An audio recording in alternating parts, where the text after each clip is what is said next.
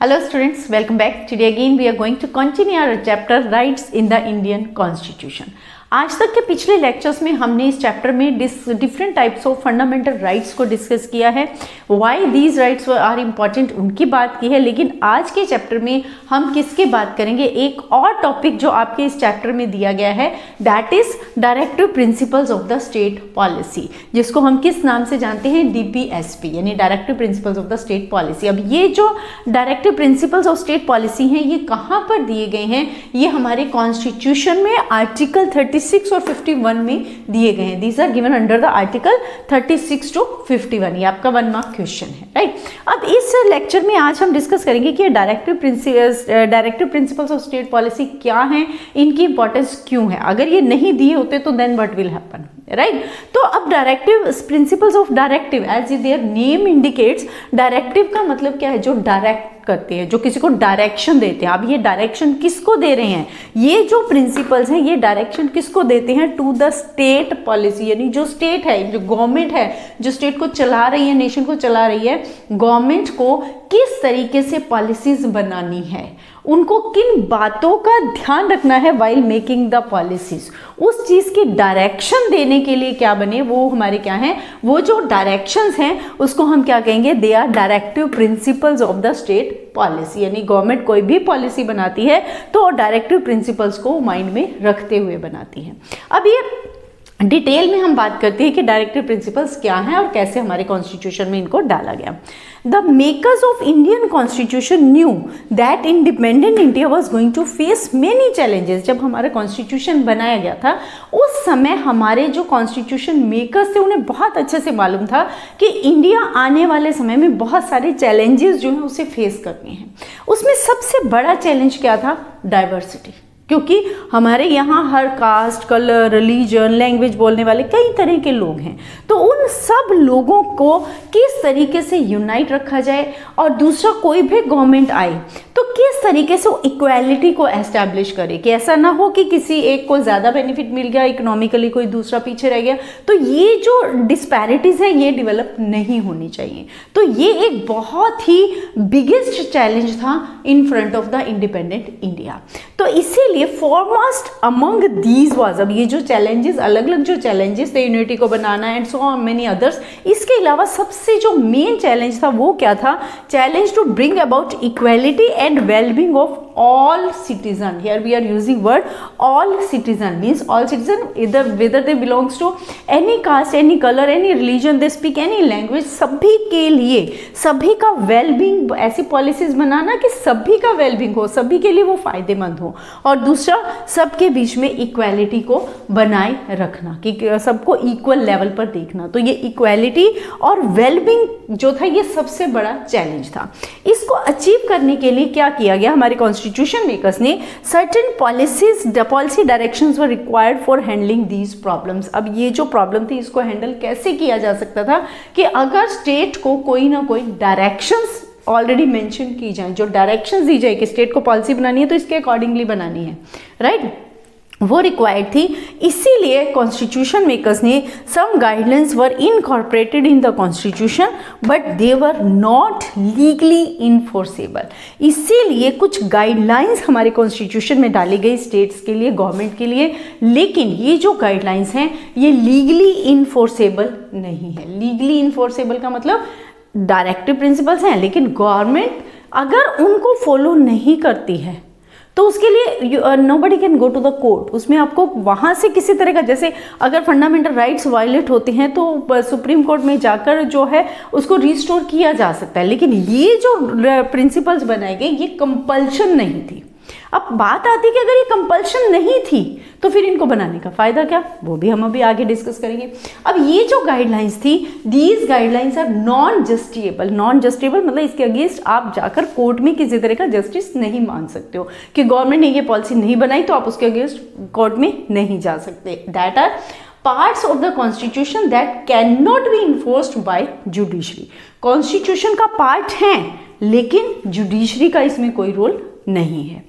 अब इसलिए क्या किया गया, a separate list of policy guidelines is included in the constitution. तो ये जो गाइडलाइंस बनाई गई थी, अभी हमने यहाँ बात की है कि जस्टिएबल नहीं है, लीगली इन्फोर्सेबल नहीं है, तो फिर इनका फायदा क्या, वो भी हम अभी डिस्कस करेंगे आगे। लेकिन उससे पहले हम बात करें, अगर सिंपल डेफिनेशन आ जाती है कि what are directive principles of state policy, तो आप क्या कहेंगे कि एक separate list of policy guidelines is given in our constitution.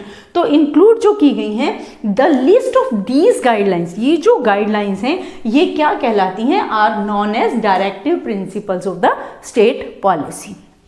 Right, state policy के लिए पॉलिसी गाइडलाइंस जो कॉन्स्टिट्यूशन में हमारे कॉन्स्टिट्यूशन मेकर्स ने डाली हैं, उनको हम क्या कहते हैं, वो उस लिस्ट को क्या बोलते हैं, दैट गाइडलाइंस की जो लिस्ट है that is known as DPSP।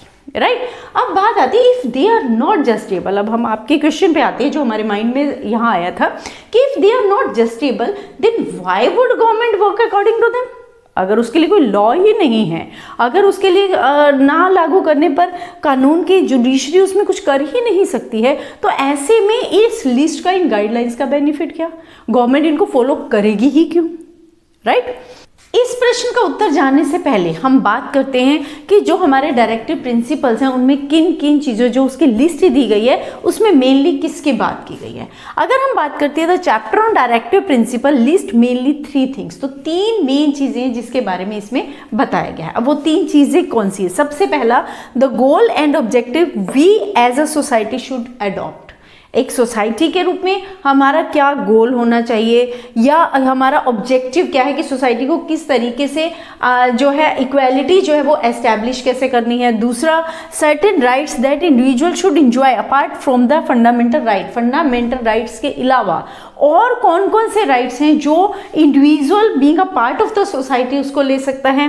As well as certain policy, साथ ही कुछ पॉलिसीज के बारे में भी बताया गया है that the government should adopt. तो इन चीज़ों को अचीव करने के लिए कौन कौन सी पॉलिसीज को गवर्नमेंट को अचीव करना है। अब सबसे पहले हम बात करते हैं गोल्स की, कि इसके मेन जो डायरेक्टिव प्रिंसिपल्स बनाए गए उनमें मेन गोल क्या था उसका। सबसे पहला गोल था वेलफेयर ऑफ द पीपल, लोगों का वेलफेयर। हमने बात की कि डायरेक्टिव प्रिंसिपल्स किसके लिए बनाए गए थे, इकोनॉमी इक्वालिटी एस्टैब्लिश करने के लिए और लोगों के वेलफेयर के लिए। राइट, तो सबसे पहला गोल डायरेक्टिव प्रिंसिपल्स का क्या हुआ, वेलफेयर ऑफ द पीपल। किस बेस पर, social, economic and political justice.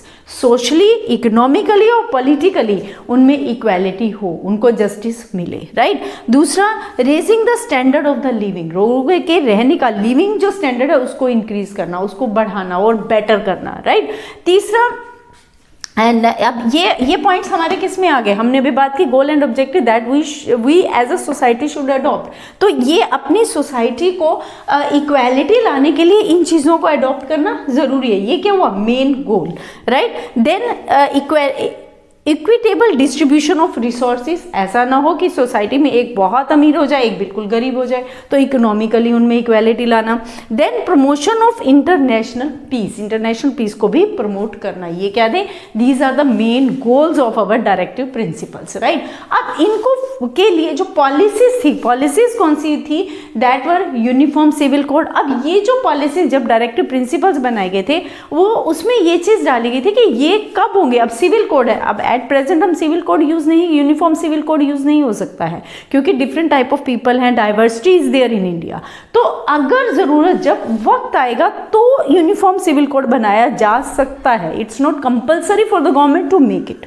Right, अब then prohibition of consumption of alcoholic liquid, alcohol के कंजम्पशन पर रोक लगाना।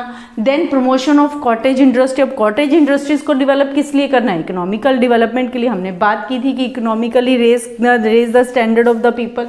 अब वो कब होगा, जब इंडस्ट्रीज, कॉटेज इंडस्ट्रीज को बढ़ावा दिया जाएगा।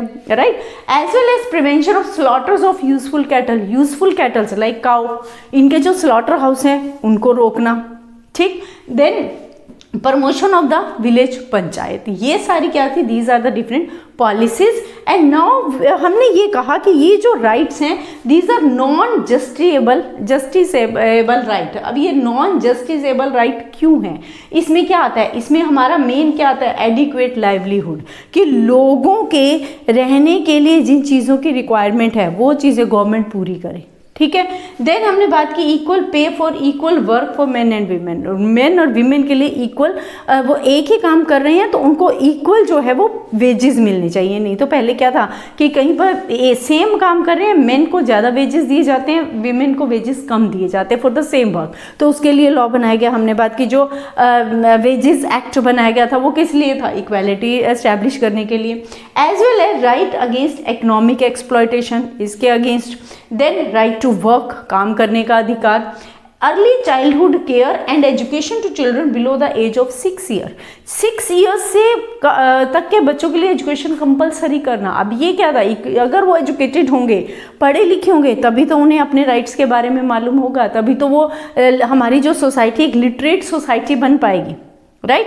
तो अब ये सारे जितना हमने पढ़ा कि नॉन जस्टिफिकेबल राइट हैं, पॉलिसीज हैं, गोल्स हैं, इसमें हमने देखा कि इकोनॉमिक राइट्स के लिए या वेजेस के लिए एक्ट बनाए गए, या हम ये बात करते हैं जैसे लोगों को कि लाइवलीहुड मिले, खाने के लिए जो बेसिक राइट्स हैं वो सबको मिले, उसे मिड डे मील वगैरह जो स्कीम्स बनाई गई। अब ये सारी स्कीम्स, ये सारी चीज़ें क्या हैं, इसके लिए गवर्नमेंट को फोर्स नहीं किया जा सकता।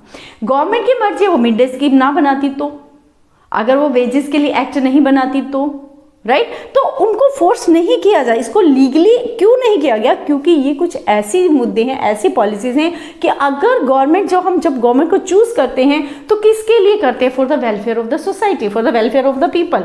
अगर गवर्नमेंट लोगों के लिए ही पॉलिसीज नहीं बनाएगी, लोगों के वेलफेयर के लिए ही काम नहीं करेगी, तो आने वाले इलेक्शंस में लोग क्या करेंगे, उसको हटा देंगे। तो इसलिए कॉन्स्टिट्यूशन मेकर्स इस बात को बहुत अच्छे से जानते थे कि चाहे ये पॉलिसीज जो डायरेक्टिव प्रिंसिपल्स हैं, इनको लीगली अगर नहीं भी इन्फोर्सेबल किया गया तो भी स्टेट इस पर काम करेगी, क्योंकि उन्हें मालूम है कि अगर वो ये काम नहीं करेगी, लोगों का वेलफेयर के बारे में अलग अलग पॉलिसीज या प्लानिंग नहीं करेगी, तो नेक्स्ट इलेक्शन में लोग उन्हें पावर में नहीं लेकर आएंगे। तो इसलिए इन चीज़ों को जो है कानूनी रूप से ज़रूरी करना तो कंपलसरी था ही नहीं, कोई ज़रूरत ही नहीं थी इसकी, क्योंकि अपनी पावर को बचाने के लिए, खुद को अगेन पावर में लाने के लिए जो भी गवर्नमेंट आएगी वो क्या करेगी, लोगों की वेलफेयर पॉलिसीज बनाएगी ही बनाएगी, राइट। तो इसीलिए ये जो डायरेक्टिव प्रिंसिपल्स थे, ये कौन से राइट्स थे, they are non justifiable rights. Clear. अब अगर गवर्नमेंट मिड डे प्रोग्राम नहीं बनाती तो इसके लिए कोई व्यक्ति कोर्ट में जाकर गवर्नमेंट को कंपल्शन नहीं कर सकता कि वो इसके बारे में लॉ बनाए। क्लियर। तो इसीलिए इन राइट्स को क्या बोला गया है, ये जो डायरेक्टिव प्रिंसिपल्स हैं इनको क्या बोला गया है, they are non justifiable right. Is it clear. अब क्योंकि गवर्नमेंट जानती है कि अगर लोगों के वेलफेयर के लिए काम नहीं किया तो नेक्स्ट टाइम उन्हें पावर में आने का मौका नहीं मिलेगा, इसीलिए गवर्नमेंट ने क्या किया, the government from time to time try to give affect to some directive principles of the state policy. इसीलिए समय समय पर कोई भी गवर्नमेंट आई उसने इन डायरेक्टिव प्रिंसिपल्स को अफेक्टिव बनाने का काम किया, राइट। इसी के मद्देनजर उन्होंने बहुत सारी पॉलिसीज भी बनाई, जैसे उन्होंने पास किया सेवरल जमींदारी एबोलिशन बिल्स जो थे उनको पास किया, देन नेशनलाइज्ड बैंकों को नेशनलाइज्ड किया, right. Then fixed minimum wages act जो हमने अभी पीछे पढ़ा कि इकोनॉमिकली जो है उनको इक्वल वो बनाने के लिए क्या किया गया, मिनिमम वेजेस एक्ट लाया गया, as well as reservation for the upliftment of SC and SC, socially equality लाने के लिए क्या किया गया, रिजर्वेशन डाली गई। These efforts, इसके अलावा such efforts to give affect to the directive principles include, और कौन कौन से काम इसके लिए किए गए जिससे कि ये जो डायरेक्टिव प्रिंसिपल्स हैं ये अफेक्टिव बन पाए, उसके लिए क्या किया, जैसे कि राइट टू एजुकेशन दिया गया, formation of Panchayati Raj institution जो एस्टेब्लिश किया गया all over the country, as well as mid day meal scheme जो हमने अभी बात की थी। इस तरह के बहुत सारी जो पॉलिसीज है वो गवर्नमेंट ने, कोई भी गवर्नमेंट आई उन्होंने अपनी तरफ से बेस्ट एफर्ट्स दिए, इस तरह की पॉलिसीज बनाई, किसके लिए, लोगों के वेलफेयर के लिए, क्योंकि डायरेक्टिव प्रिंसिपल्स जो है इसका मेन मोटो ही क्या था, इकोनॉमिकली एंड एक तो सबको इकोनॉमिकली सोशली हर तरीके से इक्वालिटी लाना, एज वेल एज लोगों के जो वेलफेयर का काम करना, गवर्नमेंट को उसके लिए डायरेक्शंस देना कि किस तरीके से वो लोगों के वेलफेयर के लिए मैक्सिमम जो है एफर्ट्स कर सकती है, राइट। तो ये सारा हमारा किसके बारे में था, this was all about the directive principles of the state policy. Thank you.